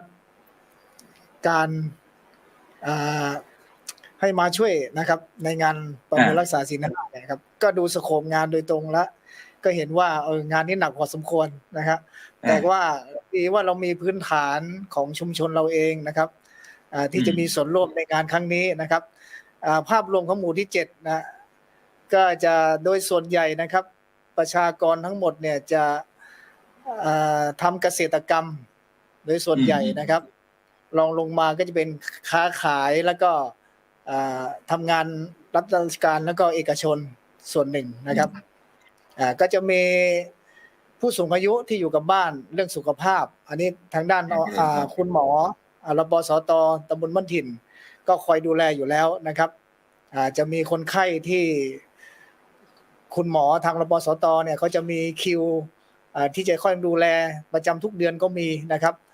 ที่จะออกมาเยี่ยมบ้านก็มีนะครับ แล้วก็ส่วนหนึ่งที่อสมในหมู่บ้านที่ต้องดูแลอยู่แล้วก็ทำเป็นประจำนะครับแล้วก็ของหมู่ที่7นี่จุดแข็งของหมู่ที่7นะครับคืออะไรนอกจากจะเป็นประชาชนที่ทำเกษตรกรรมแล้วเนี่ยก็จะมีรณรงค์ให้ชาวบ้านทุกหลังคาเรือนเนี่ยนะครับปลูกผักพืชสวนครัวในหมู่บ้านในบ้านตัวเองนะครับอย่างน้อยก็ถ้าเกิดจะหยิบจับอะไรที่เราจะทำกับข้าวในมื้อเย็นนี้เที่ยงนี้แรงนี้เราไม่ต้องไปซื้อข้างนอกก็สามารถที่หยิบจับที่เราปลูกเองในบ้านได้นะครับหากระมังถังเปหาเมล็ดพันธุ์มาหว่านบางทีก็จะมีจากหน่วยงานภาครัฐครับก็เอาเมล็ดพันธุ์มาให้นะครับแล้วก็แจกให้ชาวบ้านนะครับอย่างน้อยก็รณรงค์ให้ชาวบ้านเขาปลูกพืชผักสวนครัวในบ้านนะครับให้มีกินมีใช้บ้างไม่ต้องออกไปซื้อข้างนอกพอช่วยได้บ้างนะครับจุดแข็งอีกอย่างลดค่าใช้จ่ายภายในครัวเรือนใช่ไหมใช่ครับผมอย่างน้อยก็อย่างตะไคร้สัก2-3 หัวแล้วก็ไปเอาหลังบ้านได้ประมาณนี้พริกมะเขือตะไคร้กะเพรามะนาวใบมะกรูดอะไรพวกนี้นะไม่ต้องซื้อเนาะแล้วก็หลังจากที่เห็นว่าได้เพราะว่าถือว่าเป็นหมู่บ้านพี่บ้านน้องกันเนาะเพราะก่อนก็เป็นหมู่บ้านเดียวกันแต่นี่ก็มีการขยายไปถึงหมู่2กับหมู่7ฉะนั้นเห็นว่าได้มีการมีโครงการเกี่ยวกับเรื่องกองทุนหมู่บ้านด้วยเป็นยังไงคุยให้ฟังหน่อยกองทุนหมู่บ้านเห็นว่ามีตั้ง10 กว่าล้านนี่ไอกองทุนนี่แยกต่างหากนะครับอาจารย์ครับนี่ก็เป็นธนาคารหมู่บ้านครับธนาคารหมู่บ้านยังไงใช่ครับต้องบอกว่าเป็นธนาคารหมู่บ้านเริ่มมาจากกลุ่มสัจจะครับดั้งเดิมนะเป็นกลุ่มสัจจะก็ตามที่ผมเป็นรุ่นหลังแล้วนะครับรุ่นแรกๆเขาจะเล่าให้ฟังนะครับประวัติความคุยฟังหน่อยใครเป็นต้นคิดตรงนี้กลุ่มสัจจะเนี่ยใครเป็นคนที่เริ่มครับก็เริ่มต้นก็จะมีเงินประมาณสัก 3,000 กว่าบาทนะครับอย่างน้อยก็แม่อุดรก็เป็นส่วนหนึ่งในคณะกรรมการเริ่มต้นนะครับก็ประมาณ 3,500 ครับเงินจริงๆมี 7,000 ค่ะมี 7,000 7,000แล้วทีนี้ว่าแยกจากหมู่2แยกเป็นหมู่7แบ่งกันคนละครึ่งคนละ 3,500 ใช่ครับแล้วก็เอาไปบริหารทำแบบไหนให้มันงอกเงยขึ้นมาค่ะ 7,000 หาร 2ก็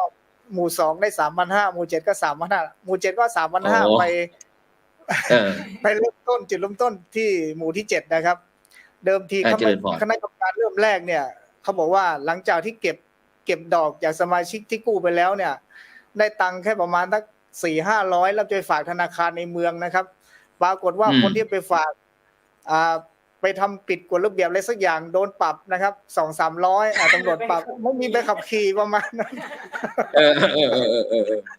ต้องควักทุนนั่นอีก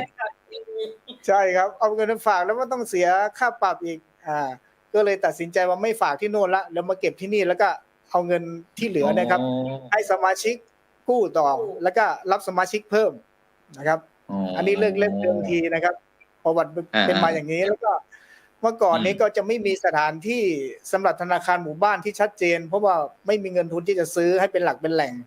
ก็จะอาศัยใต้ถุนบ้านของคณะกรรมการนะครับธนาคารย้ายเป็นที่นะครับเดือนหนึ่งก็ย้ายไปอีกที่หนึ่งภายในหมู่บ้านชุมชนหมู่ที่7นั่นแหละครับทีนี้ชาวบ้านส่วนหนึ่งที่ทำอยู่แล้วก็ดีนะครับแล้วก็ส่วนหนึ่งที่เหลือก็เห็นความสำคัญว่า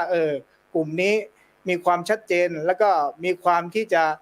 ก้าวหน้าไปข้างหน้าแล้วก็ต้องบอกว่าถูกต้องไม่คดโกงมีสัจจะเงินถึงจะงอกเงยขึ้นมาเรื่อยๆชาวบ้านเห็นส่วนใหญ่ก็มาสมัครเพิ่มนะครับณถึงเวลานี้นะครับทั้งหมดมีสมาชิกทั้งหมด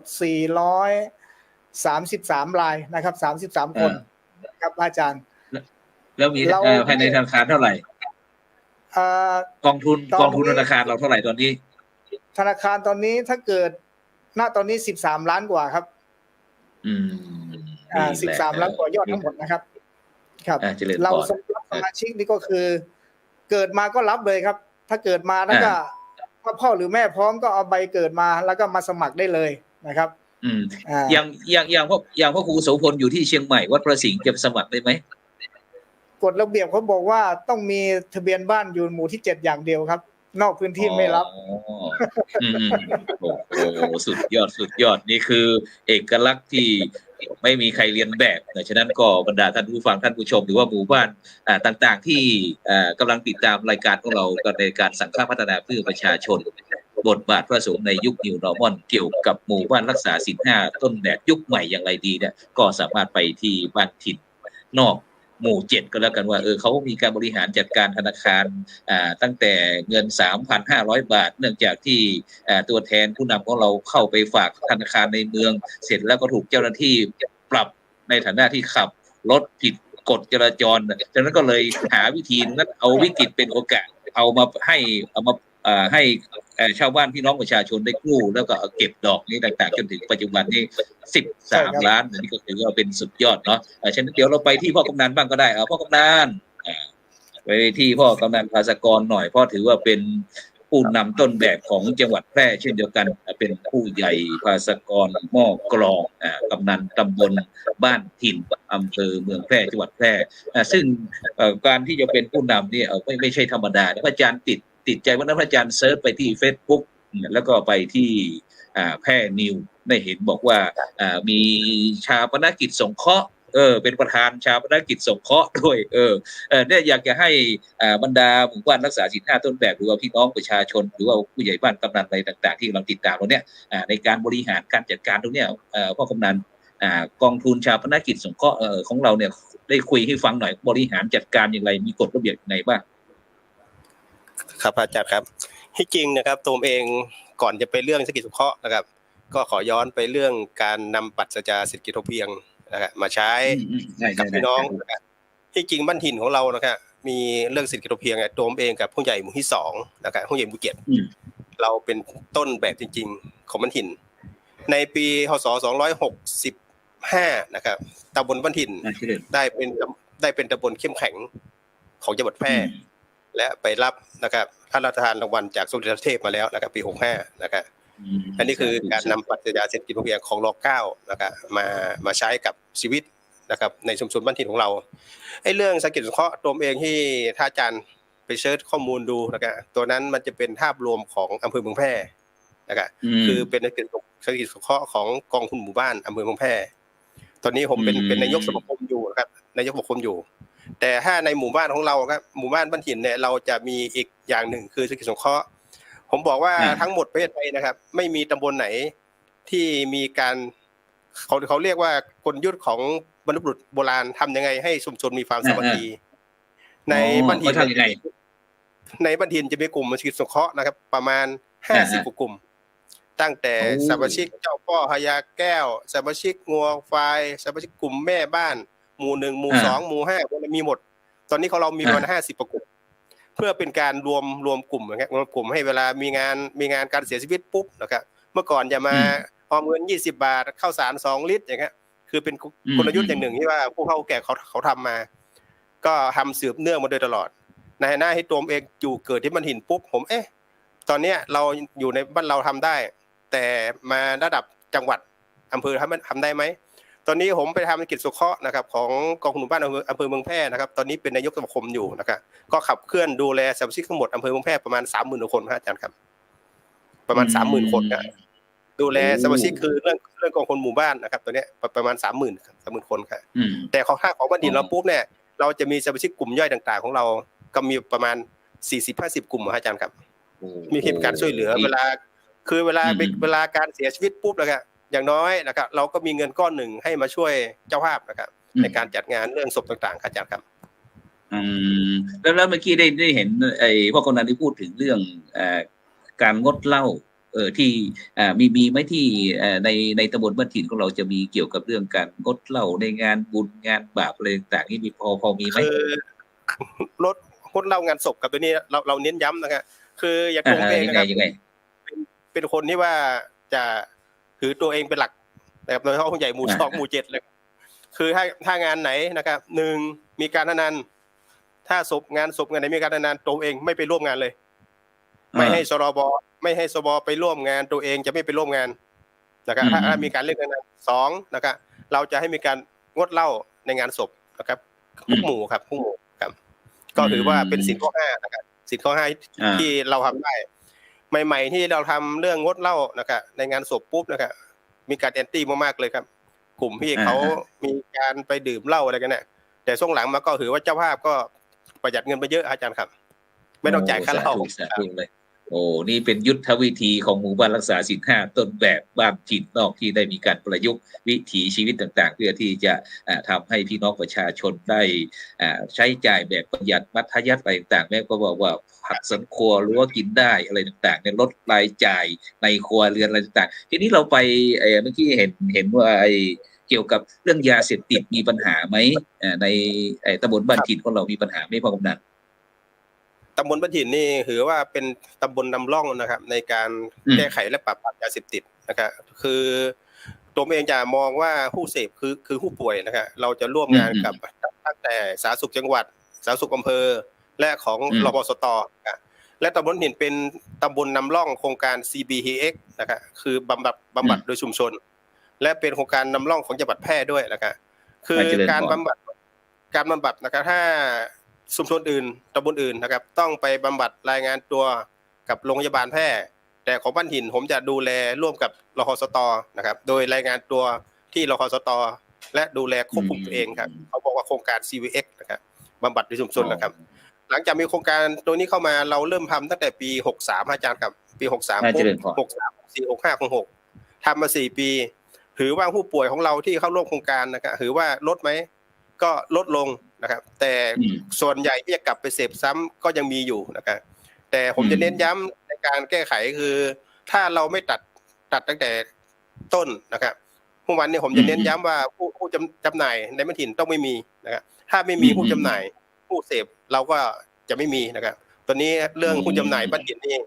ใช้มาตรการคือเด็ดขาดนะครับตำรวจไม่จับนะครับฝ่ายปกครองจับเองครับจับเองในแต่ละปีเราจับเองนี่ก็ถือว่าเป็นหลักพันเม็ดนะครับอาจารย์ครับที่ว่าฝ่ายปกครองกำนันที่บ้านจับเองนะครับสาธุนี่ก็คือความเข้มแข็งของผู้นำของเราดังนั้นเดี๋ยวเราไปที่ความเป็นอัตลักษณ์เรื่องอาหารการกินหน่อยของภูมิปัญญาท้องถิ่นหน่อยเอาไปที่แม่อุดรหน่อยแม่อุดรเทพเสนารอแล้วรออีกผมว่ายิ้มแล้วยิ้มอีกเมื่อไหร่นะผู้ดำเนินรายการจะให้แม่คุยสักทีเนี่ยทีนี้คุยละทีนี้ให้คุยละเกี่ยวกับเรื่อง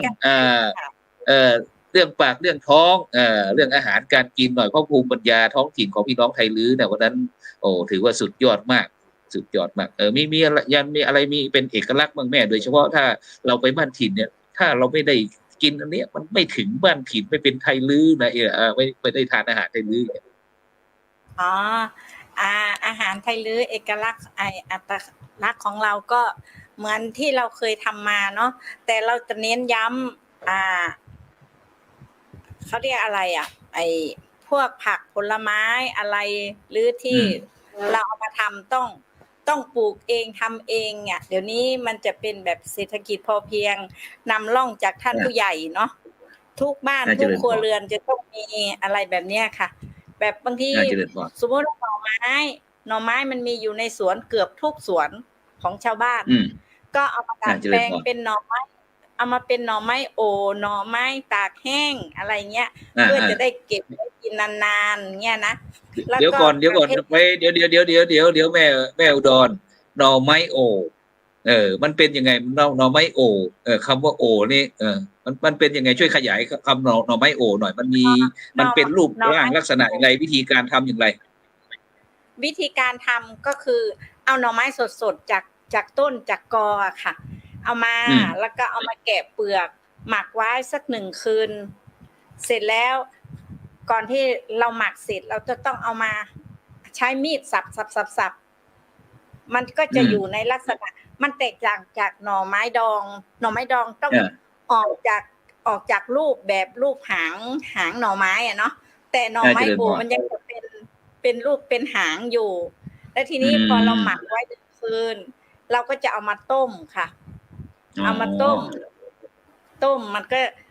มันจะแตกต่างจากหน่อไม้ดองคือมันไม่มีรสเปรี้ยวแล้วมันจะมีน้ำพริกที่กินกับหน่อไม้โอน้ำพริกตาแดงนั่นใช่ไหมน้ำพริกป่นหรือน้ำพริกตาแดงน้ำพริกป่นค่ะ น้ำพริก เอา ป่น น้ำพริกป่น เขาเรียกน้ำพริกดำน้ำพริกหนอโอนี่จะมีลักษณะข้อดีคือจะมีงาค่ะ มีงาดำก็รักษาสุขภาพเราด้วยบำรุงสุขภาพเราด้วยอะไรแบบนี้ค่ะ อืมนี่หมายความว่าสุดยอดของอาหารของพี่น้องไทยลื้อก็คือหน่อไม้โอ เพราะว่าตอนเนี้ยวันนั้นได้รับของฝากจากท่านอาจารย์พระครูภาวนามา พร้อมทั้งย่าม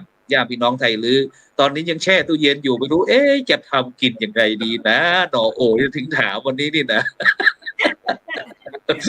จะโทรไปถามว่าอายมีน้ำพริกอยู่ด้วยนะคะพระอาจารย์ ใช่นอกจากแกะหน่อโอแล้วยังมีอะไรอีกอาหารเลิศรสของพี่น้องไทยลื้อมีแผ่นถั่วเน่าค่ะแผ่นถั่วเน่าก็ผลิตจากถั่วเหลืองที่ชาวบ้านเขาปลูกเสร็จแล้วก็เอามาทำเป็นแผ่นถั่วเน่าวิธีการทำก็คือเอาเม็ดถั่วเหลืองมาต้มสุกแล้วก็เอามาหมักแล้วก็เอามาบดถึงจะทำเป็นแผ่นออกมาได้ค่ะพอเป็นแผ่นแล้วก็ไปที่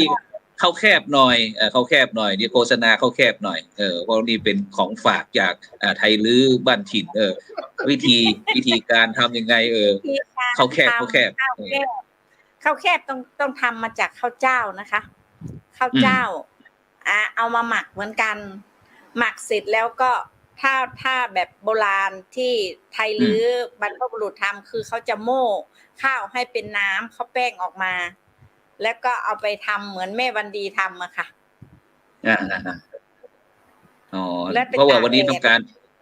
การโฆษณาให้แม่วันดีด้วยแม่วันดีจะได้มีงานเยอะๆยังได้มีออเดอร์สั่งนอกนั้นมีอะไรอีกไหมเรื่องเกี่ยวกับภูมิปัญญาท้องถิ่นเกี่ยวกับเรื่องภูมิปัญญาท้องถิ่นจารีตประเพณีที่อยากจะให้บรรดาเพราะวันนี้เรามีตัวแทนเยาวชนด้วยที่อยากจะให้เด็กๆเยาวชนรุ่นใหม่ในการสืบสานต่อยอดประเพณีก็จะสอนพวกรุ่นลูกคือน้องไอราดาค่ะทำให้เป็นแบบทำข้าวแคบเหมือนวันนั้นที่งานประเมินศีล 5จะมีเด็กรุ่นใหม่คนรุ่นใหม่มาทำอยู่ในวัดไม่รู้พระอาจารย์เห็นหรือเปล่าอาจารย์รีบขึ้นวิหารก่อนอันนั้นคือเราจะเรียกว่าต่อยอดให้คนรุ่นใหม่ทำเป็นเนาะเราจะเอามาทำอยู่ที่หน้าหอฉันไทยลื้อค่ะคือคนรุ่นใหม่เอามาทำข้าวแคบอยู่ตรงนั้นค่ะแล้วก็มันก็มีอาหารลื้อของเราก็คือเขาเรียกอะไรยำย่าหมาน้อยที่เหมือนเป็นวุ้นๆนะคะพูดถึงยำหมาน้อยเลยก็ตกใจว่าเขาจะให้เรากินหมาเหรออย่างเงี้ยก็ยังคิดอยู่ความจริงก็ยังคิดอยู่ไปแม้กระทั่งไปที่จังหวัดอุบลราชธานีเขาบอกยำหมาน้อยเราไม่เคยกินหมาจะให้เรากินยังไงเงี้ยผลสุดท้ายเขาเป็นต้นไม้เป็นต้นไม้แล้วก็มาตามเป็นวุ้นใช่ไหมเป็นพืชสมุนไพรค่ะแก้อะไรพืชสมุนไพรแก้ร้อนในแล้วก็มีบำรุงเขาเรียกอะไรคลายเส้นเอ็นตึงคลายเส้นตึงคลายเส้นถึงว่าสุขภาพถึงเรียกว่าสาวน้อยเพราะว่ามีบรรดาท่านผู้ฟังท่านผู้ชมเมื่อกี้ได้คุยถึงผู้ใหญ่ยุทธเย็นบอกว่าหน้าเด็กจริงๆข้าพเจ้านี่นะเดี๋ยวก็ผู้ใหญ่ยุทธเย็นก็โอนกระตังไปที่โยมวรสนันท์ก็แล้วกันนะค่าชมทีนี้เราได้คุยกับทั้งหลายเจนและทั้งกำนันทั้งผู้ใหญ่ทั้งภูมิปัญญาท้องถิ่นทั้งคุณหมอที่นี่เราขาดยังไม่ได้คุยกับตัวแทนของเยาวชนคนรุ่นใหม่ของเราในฐานะที่เป็นไทยลื้อลูกมีความภาคภูมิใจยังไงบ้างไอราดาอายเขาไม่ลูกเห็นเขาว่าเธอเนี่ยเป็นลื้อหรือว่ายังไงในฐานะที่เป็นเยาวชนไม่อายค่ะรู้สึกภูมิใจยังไงภูมิใจที่เราเป็นไทยลื้อคือเลือกที่จะเหมือนเวลาหนูไปเรียนก็เพื่อนก็มีไทยลื้อจากหลายที่เวลามาเจอกันก็คุยกันพูดกันสื่อสารกันภาษาลื้อแล้วก็มีการแลกเปลี่ยนบางคนกลับบ้านก็เอาอาหารแต่ละที่ค่ะมาฝากกันผัดกันเวลาไปเรียนก็พูดลือกับ เพื่อนสอนเพื่อนพูดก็มีค่ะ เออภาคภูมิใจอะไรบ้างลูกในความเป็นไตลื้อเนี่ยหรือว่าเรื่องอาหารการกินหรือว่าจารีตประเพณีหรือว่าเครื่องแต่งกายอะไรต่างๆนี่หนูประทับใจอะไรในความเป็นลื้อลูกในฐานะคนรุ่นใหม่ประทับใจทั้งเรื่องภาษาที่เรามีเอกลักษณ์ไม่เหมือนใครแล้วก็การแต่งกายแล้วก็อาหารการกินค่ะอย่างเรื่องการแต่งกายก็คือถือว่าเป็นแบบอย่างที่เราควรจะอนุรักษ์ให้คนรุ่นหลังรุ่นต่อๆไปได้สืบทอดเอามาปรับปรุงประยุกต์จากที่เป็นผ้าสิ้นก็ทำเป็นกระโปรงสามารถใส่ไปทำงานหรือใส่ไปเที่ยวได้อ๋อแล้วอย่างคุณแม่อุดรเนี่ยลูกแม่อุ้ยอุดรเนี่ยลูกเป็นลื้อดั้งเดิมหรือว่ายุคเป็นประยุกต์ละกับคุณหมอโสภิตเครื่องแต่งกายอย่างนี้ลูกเป็นยุคดั้งเดิมหรือว่ายุคประยุกต์ละหรือประยุกต์ละเป็นยุคดั้งเดิมค่ะแล้วอย่างที่หนูใส่ที่หนูใส่ก็เป็นดั้งเดิมค่ะอ๋อทำไมเขาเขาทำไมเขาถึงโพกใส่ผ้าโพกหัวอย่างเงี้ยลูกหรือว่าเป็นยังไงมันมีความหมายอะไรไหมเป็นเอกลักษณ์ของไทยลื้อค่ะที่ทำใส่กันมาตั้งแต่รุ่นก่อนๆแล้วค่ะเพราะว่าพระอาจารย์เห็นชุดอย่างพี่น้องอาจจะเป็นปกยบ้างหรือว่ากลุ่มชาติพันธุ์อะไรต่างเวลาใส่สีนี้ก็จะเป็นแบบว่าช่างสีนี้ก็จะเป็นแม่บ้านแม่เรือนสีนี้ก็จะเป็นคนหนุ่มคนสาวอะไรต่างแต่ของเรานี่ก็เห็นสีขาวโทนสีขาวเนี้ยแม่อุดรช่วยเสริมหน่อยถ้าเนี่ยสีเรื่องสีของเราได้แยกแยะอะไรบ้างไหมการเครื่องแต่งกายได้บ่งบอกถึงเอกลักษณ์เรื่องการแยกแยะนะคะถ้าสีขาวเนี่ยส่วนมากเขาจะนุ่งมาวัดมางานบุญค่ะมันจะมี2สีคืออีกสีหนึ่งคือเขาเรียกลื้อดำใส่สีดำอันนั้นคือไปงานอวมงคลค่ะมีการแยกกันชัดเจนแต่ก็ยังคงเอกลักษณ์ของลื้ออยู่ค่ะอ๋อทีนี้หมายถึงว่าเรื่องงานมงคลแล้วก็งานบุญอะไรเนี่ยเนาะค่ะฉะนั้นไปที่ไอราดาอีกทีก็ได้นะก่อนที่เดี๋ยวเราจะได้คุยทั่วไปไอราดาหนูจะในฐานะที่คนเจนรุ่นใหม่ลูกจะสืบสารจารีตประเพณีพี่น้องไทยลื้ออย่างไรเพราะว่าเดี๋ยวนี้ของหมู่บ้านไทยลื้อบ้านถิ่นนอกของเราเนี่ยเป็นหมู่บ้านรักษาศีล 5ต้นแบบนะลูกเพราะว่าจะต้องมีกิจกรรมจะต้องไปแสดงที่วัดไร่ขิงในโครงการหมู่บ้านรักษาศีล 5ต้นแบบแห่งประเทศไทยซึ่งจะจัดงานทั่วประเทศทั้ง77จังหวัดลูกจะไปแสดงที่นั่นหมดเลยฉะนั้นก็จะมีทั้งลาวข้างลาวเวียงชาวไทยทรงดำบ้างกะเหรี่ยงบ้างมงบ้างอะไรต่างๆกลุ่มชาติพันธุ์ที่เป็นไทยทั้งหมดเนี่ยลูกไปแสดงนู่นเราอยากจะพูดง่ายๆเนี่ยโดยเฉพาะเรื่องความเป็นไทยลื้อเนี่ยลูกอยากจะเอาอะไรไปแสดงไหมลูกเวลาไปงานจะเอาอะไรไปประกาศไทยลื้อการทอผ้าค่ะวัดถิ่นนอกของเรามีการทอผ้าไทยลื้อทอเองแล้วก็นำมาตัดมานุ่งเองที่เป็นเอกลักษณ์ไม่เหมือนใครค่ะเป็นผ้าทอมือจากกลุ่มของชาวบ้านค่ะในฐานะที่เป็นคนรุ่นใหม่หนูก็อยากสืบสานอนุรักษ์ให้เยาวชนคนรุ่นใหม่แล้วก็ทุกๆคนในชุมชนได้ตระหนักถึงความสำคัญ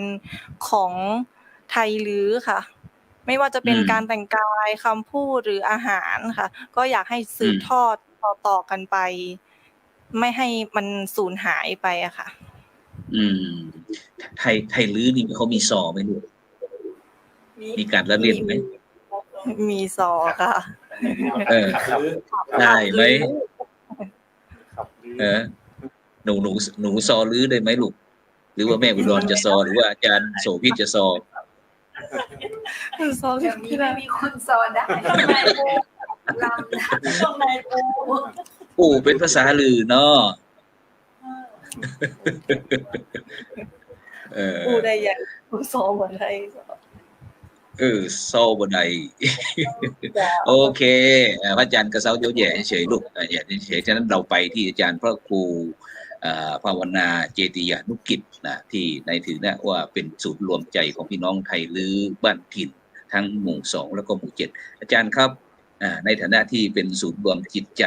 แต่เมื่อกี้เราได้พัฒนาเกี่ยวกับเรื่องภายนอกนะครับแล้วก็มีสมาธิบำบัดด้วยในฐานะว่าไอ้วัดบ้านถิ่นนอกของเราเนี่ยเป็นสำนักปฏิบัติธรรมด้วยอาจารย์ครับมีความเป็นไปเป็นมาอย่างไรครับครับผมในฐานะที่ผมดำรงตำแหน่งผู้ช่วยเจ้าอาวาสวัดพระธาตุช่อแฮพระอารามหลวงซึ่งได้สืบทอดเจตนารมณ์ของพระเดชพระคุณท่านเจ้าคุณพระโกษัยเจติยารักษ์รองเจ้าคณะจังหวัดแพร่เจ้าวาดวัดพระธาตุช่อแฮพระอารามหลวงเป็นเจ้าสำนักปฏิบัติธรรมประจำจังหวัดแพร่แห่งที่2วัดพระธาตุช่อแฮพระอารามหลวงซึ่งกับผมก็เป็นพระวิปัสสนาจารย์ประจำสำนักด้วยครับและได้รับผ่านการอบรมพระวิปัสสนาจารย์จากวัดพระธาตุสีจอมทองซึ่งเป็นศิษย์ในพระเดชพระคุณหลวงปู่ทองครับหลวงปู่พระพรหมมงคลเพราะนั้นก็เลยมาสืบสานต่อยอดเป็นสำนักปฏิบัติธรรมประจำจังหวัดแพร่แห่งที่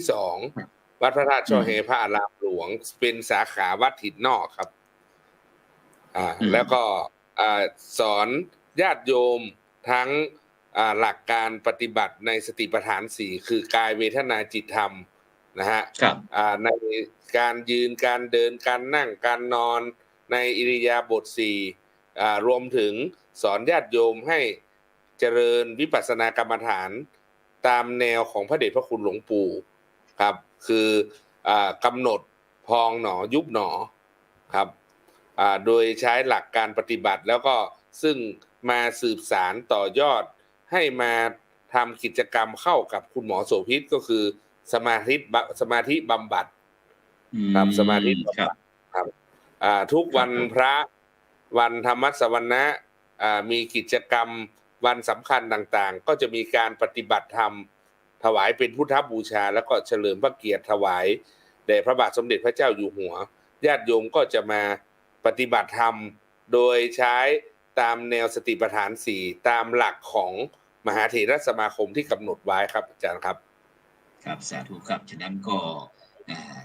วันนี้เหลืออะไรนิดหนึ่งนะครับก็อยากให้คนรุ่นใหม่ครับได้เชิญชวนมาเที่ยวมาท่องเที่ยวหรือว่าได้มาแวะเวียนเยี่ยมชมบ้านถิ่นของเราบ้านถิ่นนอกครับไปที่นางสาวไอระดาถิ่นทิพย์ครับถ้าไปมีถิ่นแล้วแน่นอนครับต้องบ้านถิ่นแน่นอนครับฉะนั้นเชิญลูกได้ประชาสัมพันธ์เชิญชวนบรรดาท่านผู้ฟังท่านผู้ชมหรือว่าภาคีเครือข่ายต่างได้มารู้จักพี่น้องไตลื้อที่บ้านถิ่นในลูกขอเจริญพรค่ะสำหรับบ้านถิ่นของเรานะคะก็มีกิจกรรมประจำปีก็มีการจัดงานไทยลื้อของตำบลบ้านถิ่นเราค่ะก็อยากเชิญชวนทุกคนนะคะมาเที่ยวชมได้ค่ะแล้วก็ในหมู่ที่2ของเราก็มีวัดถิ่นนอกค่ะก็มาเยี่ยมชมได้มีทั้งศูนย์ทอผ้ากิจกรรมที่ทางกลุ่มคนรักวัดได้ทำเยอะแยะหลากหลายค่ะมาเที่ยวชมกันได้ค่ะจัดวันที่12 เมษายนค่ะงานไทยลื้อนะคะจัดวันที่12 เมษายนของทุกปีค่ะมีการแสดงมีการประกวดกิจกรรมหลากหลายค่ะแล้วก็มีไทยลื้อจากหลากหลายที่มาร่วมกิจกรรมกันค่ะมาเที่ยวชมได้ค่ะขอบคุณค่ะซึ่งก็ยังมีกิจกรรมของพี่น้องไทยลื้อที่บ้านถิ่นนอกอีกหลากหลายเนี่ยที่บรรดาท่านผู้ฟังท่านผู้ชมจะต้องเข้าไปเจาะเพราะวันนี้เราเป็นเพียงส่วนหนึ่งที่เรานำมาเสนอก็เนื่องจากวันเวลาต่างๆนั้นก็ไม่มากเท่าไหร่ฉะนั้นก็ในค่ำคืนวันนี้หมู่บ้านรักษาศีล 5ต้นแบบยุคใหม่อย่างไรดีโดยบ้านถิ่นนอกหมู่ที่2ตำบลบ้านถิ่นอำเภอเมืองแพร่จังหวัดแพร่ก็ได้มาสะท้อนวิถีชีวิตของพี่น้องไทยลื้อที่ได้รับการคัดเลือกเป็นหมู่บ้านรักษาศีล 5ต้นแบบของจังหวัดแพร่ประจำปี2567ฉะนั้นก็ในค่ำคืนนี้ก็เวลาหมดเวลาจำเป็นที่จะต้องนำรายการจากบรรดาท่านผู้ฟังไปก่อนขอบคุณอนุโมทนาคุณหมอโสภิตปู่จ้อยคุณแม่อุดรเทพเสนานางสาวไอระดาถิ่นทิพย์ท่านผู้ใหญ่ยุทธเยนมูลจินะผู้ใหญ่ภาคีเครือข่ายผู้รักษาศีล 5ต้นแบบท่านผู้ใหญ่ทัพรัชพงษ์ถิ่นศรีพร้อมทั้งพ่อกำนัน ภาสกรมอกรองที่พร้อมทั้งอาจารย์พ่อครูภาวนาเจติยานุกิจเจ้าอาวาสที่ได้เมตตาได้มาร่วมได้เสนอเกี่ยวกับบุคคลรักษาศีล5ทางช่องธรรมะเป็นทีมของเรานะครับฉะนั้นก่อนในโอกาสต่อไปก็คงหวังว่าจะได้รับความร่วมมือเป็นอย่างดีครับฉะนั้นก่อนในค่ำคืนนี้ก็เวลาหมดเวลาจำเป็นที่จะต้องนำในการจับท่านผู้ฟังไปก่อนหลับฝันดีมีเงินใช้ไร้โลคาพยาธิไม่เจ็บไม่จนกำรวยที่ผู้ควรสำหรับในค่ำคืนนี้เขากล่าวครับว่าสาธุ